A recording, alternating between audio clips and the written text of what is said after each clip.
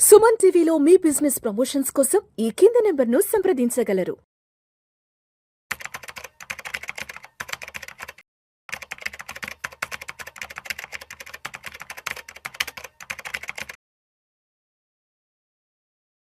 నమస్తే, welcome to Vishnu talks. నేను విష్ణు. ప్రస్తుతంతో పాటు certified financial planner doctor Bacchu Anil Kumar గారు ఉన్నారు.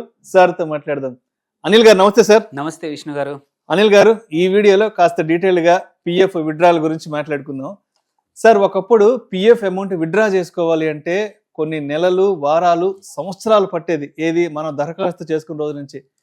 ఇంకా చెప్పాలి అంటే పిఎఫ్ విత్డ్రా చేసుకోవడానికి పిఎఫ్ ఆఫీస్కి వెళ్ళి దానికి కావాల్సిన జిరాక్స్ కాపీలు, ఆధార్ జిరాక్స్లు, పాన్ జిరాక్స్లు, లేదా ఓటర్ కార్డ్ జిరాక్స్లు, రకరకాల జిరాక్స్లు కట్ట తీసుకెళ్ళి ఆ క్యూ లైన్లో పొద్దుననంగా నిల్చుంటే సాయంత్రానికి ఆ డాక్యుమెంట్ చేసుకొని ఆ మిగతా ప్రాసెసింగ్ అంతా ఒక 6 నెలలకో సంవత్సరంకో పట్టేది. ఒకప్పుడు మనం చూసిన సిచ్యువేషన్స్.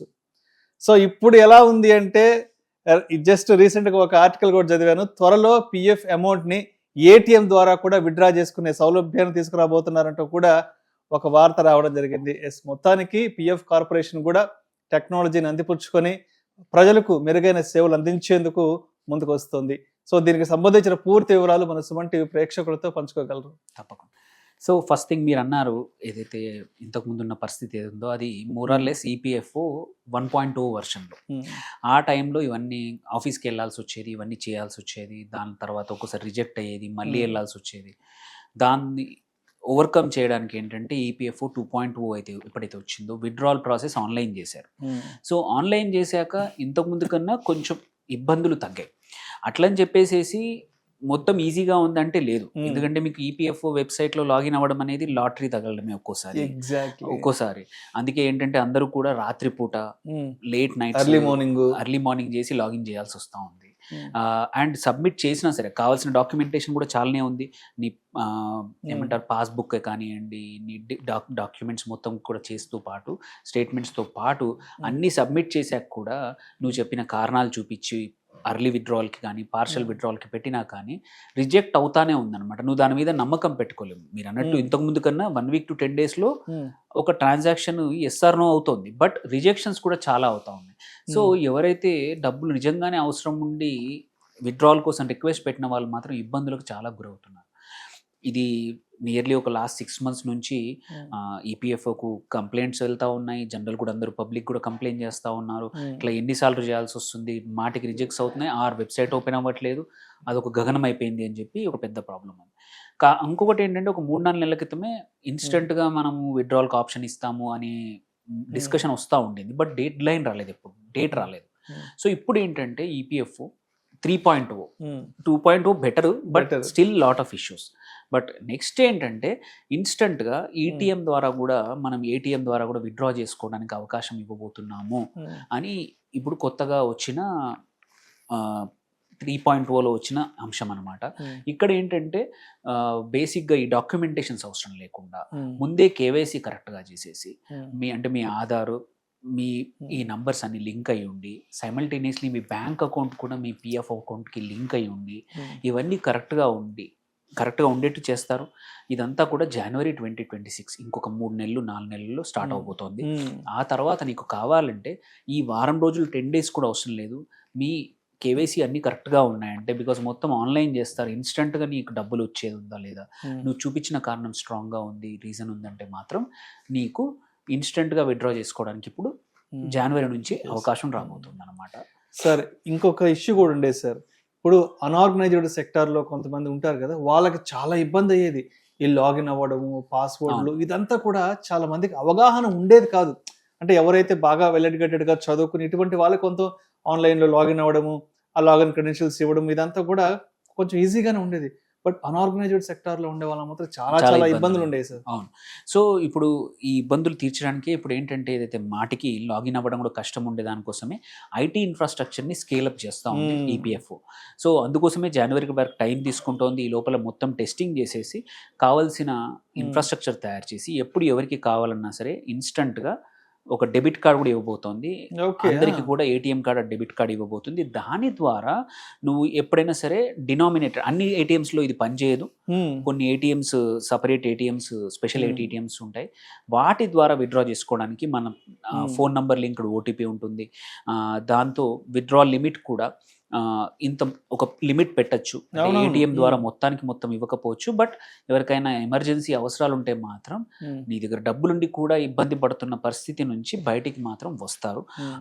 తర్వాత కంపల్సరీ ఆధార్ బేస్డ్ కేవైసీ అనేది ఈ లోపల ఈ కార్డ్ ఇవ్వాలి అంటే డెబిట్ కార్డ్ ఇష్యూ చేయడానికి అవసరం కంపల్సరీ అనమాట. సో ఇందులో కూడా ఏంటంటే మీ ఖాతా చూసుకోవచ్చు, లాగిన్ చేసి ఆ ఏటీఎం కార్డు ద్వారా కావాలంటే ఇంత అమౌంట్ విత్డ్రా కూడా చేసుకోవచ్చు అనమాట. సో ఇప్పుడున్న సిస్టమ్కి కొత్త సిస్టమ్కి ఏంటంటే ఇప్పుడు 7 నుంచి 10 రోజులు పడుతూ ఉంది ఒక ట్రాన్సాక్షన్ క్లియర్ కావాలంటే. అది ఇప్పుడు ఇమ్మీడియట్గా అయ్యే అవకాశం ఉంది. ఇంతకుముందు డాక్యుమెంటేషన్ అంతా ఇవ్వాల్సి వచ్చేది, ఇప్పుడు అవసరం లేదు అది. సో గతంలో ఏంటంటే 1 లక్ష రూపాయల వరకు లిమిట్ ఉండింది ఏది ఏమైనా ఎమర్జెన్సీ అవసరాలకి చేయడానికి. ఇప్పుడు అది 5 లక్షల వరకు అయ్యే అవకాశం ఉంది ఏది మొత్తం ట్రాన్సాక్షన్. కాకపోతే ఏంటంటే మీ పిఎఫ్ ఖాతా మీ బ్యాంకుకు నేరుగా లింక్ అయి ఉండాలి. అది అయితేనే ఈ విత్డ్రాల్స్ అనేది పాసిబుల్ అన్నమాట. తర్వాత మీ యూఏఎన్ నంబరు ఏదైతే పిఎఫ్కి యూఏఎన్ నంబర్ అవసరమో, universal account number, Aadhaar and at the same time pan పూర్తిగా అన్నీ కూడా ఒకే రకంగా అప్డేట్ అయ్యి ఉండాలి. చాలా మటుకు ఏమవుతుందంటే పాన్లో ఇంటి పేరు ఉండదు, ఆర్ ప్యాన్లో ఇంటి పేరు ముందు ఉంటుంది, ఆర్ ఆధార్లో వెనకాల ఉంటుంది. ఈ ఇబ్బందుల వల్ల చాలా మందికి ఇబ్బందులు ఎక్కువ మటుకు జరిగేది దీనివల్ల. ఇక్కడ ఇంకొక ఇబ్బంది ఎస్పెషల్లీ లేడీస్కి చాలా పెద్ద ఇబ్బంది ఉంటుంది. ఎందుకంటే పెళ్లికి ముందు ఇంటి పేరు, పెళ్లి తర్వాత ఇంటి పేరు మారిపోతుంది. ఇక్కడ చాలా మంది ఇబ్బంది ఫేస్ చేస్తారు. ఎస్, సో ఈ ఇష్యూసే చాలా మందికి జరిగేది. బ్యాంకులో ఒక పేరు ఉంటుంది, ప్యాన్లో ఒక పేరు ఉంటుంది, ఆధార్లో ఒక పేరు ఉంటుంది, లేకపోతే అందులో ఉంది ఇందులో ఉండదు, ఇవన్నీ కాకపోతే పిఎఫ్లో ఇంకో పేరు ఉంటుంది. సో ఈ ఇష్యూస్ రాకుండా కరెక్ట్గా సెట్ చేసుకుంటే ఎవరికి ఏమి ఇబ్బంది రాదు. ఫస్ట్ మనం చేయాల్సింది ఏంటంటే అన్నిట్లలో అన్ని చోట్ల వెదర్ ప్యాన్లో కానివ్వండి, ఆధార్లో కానివ్వండి, బ్యాంక్ అకౌంట్లో కానివ్వండి ఒకే రకంగా ఉంటే ఏంటంటే ఈజీగా ఉంటుంది. అది కస్టమర్గా బాధ్యత ఏంటంటే ప్రాబ్లం వచ్చినప్పుడు లాస్ట్ మినిట్ పరిగెత్తడం కన్నా ముందు నుంచే మనం ఒకసారి యాజ్ ఎ పిఎఫ్ వినియోగదారుడుగా, ఖాతాదారులుగా మనం సొంతంగా ఒకసారి అన్నీ కరెక్ట్గా ఉన్నాయో చెక్ చేసుకోవడం. ఇప్పుడు డబ్బులు అవసరం ఉన్నా లేకపోయినా సరే, ఇదేంటంటే మీరు పిఎఫ్ విత్డ్రాల్ చేయదలుచుకోవట్లేదు, బట్ స్టిల్ ఇవన్నీ అప్డేట్ కరెక్ట్గా ఉంచుకొని కేవైసీ ఇప్పుడు వాళ్ళు నార్మ్స్ క్రియేట్ చేయబోతున్నారు, కేవైసీ కూడా చేసుకుని ఎప్పుడైనా అవసరం వచ్చినప్పుడు మాత్రం ఇన్స్టెంట్గా మనకి డబ్బులు తీసుకునే అవకాశాలు ఉంటాయి. ఎందుకంటే మెడికల్ ఎమర్జెన్సీయే కానివ్వండి, ఎడ్యుకేషన్కే కానివ్వండి, ఏదైనా ఇల్లు కొంటున్నాం కడుతున్నా కానీ విత్డ్రాల్కి పిఎఫ్ ఆప్షన్ ఇస్తూ ఉంది. సో ఇలాంటప్పుడు ఏంటంటే ఈ 3.0లో కొత్త వర్షన్లో ఒకటి ఎప్పుడైనా సరే ఏటీఎం ద్వారా తీసుకుంటాం కానీ ఓటీపీ అథెంటికేషన్ సరిపోతుంది. ఏదైతే మన యూఏఎన్ నంబర్కి లింక్ అయి ఉన్న ఫోన్ నంబర్కి, ఈమెయిల్ ఐడికి ఓటీపీ వస్తుంది. అది ఎంటర్ చేస్తే ఆన్లైన్ మనం విత్డ్రాల్ ఆప్షన్ వాడుకోవచ్చు. అండ్ ఇక్కడ ఏంటంటే ఇంపార్టెంట్ తెలుసుకోవాల్సింది ఏంటంటే PF is supposed to be for longer term అనమాట. అందరూ కూడా తొందరపడి బికాజ్ అవకాశం ఇస్తుందని విత్డ్రాల్ చేయకండి. భవిష్యత్ అవసరాల కోసం అది భవిష్యత్తు కోసం, మన అవసరాల కోసం మనం పక్కన పెడుతున్న అమౌంట్ అయినంత వరకు దాన్ని ముట్టుకోకండి. దాని రిటర్న్స్ 8% ఆ రేంజ్లోనే రావచ్చు, బట్ ఏంటంటే మీరు 5 సంవత్సరాల కన్నా ఎక్కువగా దాన్ని ఉంచితే ఎటువంటి ఇన్కమ్ ట్యాక్స్ ఉండదు విత్డ్రాల్ అప్పుడు కూడా. పబ్లిక్ సెక్టర్లో 8% ఇంట్రెస్ట్ అంటే నాకు తెలిసి ద బెస్ట్ ఆప్షన్ ఇదే. One of the decent returns. ఇప్పుడు మీరు పెద్ద ఇన్కమ్ బ్రాకెట్లో ఉంటే 30%, చిన్న ఇన్కమ్ బ్రాకెట్లో ఉన్నా సరే 10 to 20% మీకు ట్యాక్స్ ఎగ్జెంప్షన్ వస్తూ ఉంటుంది. సో ఎఫెక్టివ్లీ మీ ఇంట్రెస్ట్ రేట్ అనేది 9.5-10 వరకు వెళ్తుంది. ఎందుకంటే ఇది అండ్ అన్ని ఇన్వెస్ట్మెంట్స్ కూడా మార్కెట్ లింక్ కూడా ఉండాల్సిన అవసరం లేదు. మనం పోర్ట్ఫోలియో ఎప్పుడు ఒక 20%, 30% ఫిక్స్డ్ ఇన్కమ్ ఉండాలంటాం. ఇది కుడ్ బి మీ fixed income, PF could be మీరు కావాలంటే ఫిక్స్డ్ ఇన్కమ్ లాగా పెట్టుకొని మన పోర్ట్ఫోలియోని కాపాడుకోవాలి. లేదంటే 5 years కన్నా ముందు విత్డ్రా చేస్తే మనం కంపల్సరీ TDS కట్ అవుతుంది ఇన్కమ్ ట్యాక్స్. ఓకే, సో మళ్ళీ క్లెయిమ్ చేసుకోవాల్సి వస్తుంది. మన ఇన్కమ్ సఫిషియెంట్గా ఉందో చూపించుకొని అప్రాప్రియేట్ మన ట్యాక్స్ స్ట్రక్చర్ ఏదైతే ఉందో దాని ప్రకారం ఇంపాక్ట్ అవుతుంది. అండ్ రిటైర్మెంట్ కార్పస్ చేద్దాం అనుకున్నప్పుడు మాత్రం తగ్గిపోతుంది. అర్లీగా విత్డ్రాల్స్ ఎప్పుడు కూడా మీ రిటైర్మెంట్ కార్పస్ తగ్గించేసి మీరు మళ్ళీ సేవింగ్స్ పెంచుకోవాల్సిన అవసరం వస్తుంది పిఎం విత్డ్రాల్ చేస్తే. Don't look at as a ఏమంటారు ఎప్పుడంటప్పుడు తీసుకుని ఆ ఫండ్ లాగా చూడొద్దు పిఎఫ్ని. అదొక లాంగ్ టర్మ్ సేవింగ్స్. ఎందుకంటే ఎవరైతే అలా దాన్ని ముట్టకుండా ఉంటారో ఇన్ని సంవత్సరాల 8% కంపౌండింగ్ అయినా పర్లేదు, బట్ కంపౌండింగ్ అవుతుంది. And at the same time మీరు ముట్టుకోరు కాబట్టి ఏదైనా సరే corpus when you don't touch it, frequently withdrawal చేయకపోతే మంచిగా పెరుగుతాయి. సో ఆ కార్పస్ ఫిక్స్డ్ ఇన్కమ్ అలా పెరుగుతూ ఉంటే 25-30 years ఉంటే డీసెంట్ అమౌంట్, ఒక పెద్ద అమౌంట్ వస్తుంది రిటైర్ అయ్యేప్పుడు, విచ్ క్యాన్ బి ఏమంటారు ఒక యాన్యుటీ కోసము ఆర్ ఒక మంచి ఫండ్లో పెట్టుకొని ఎస్డబ్ల్యూపీ ద్వారా విత్డ్రా చేసుకోవచ్చు ఆ తర్వాత.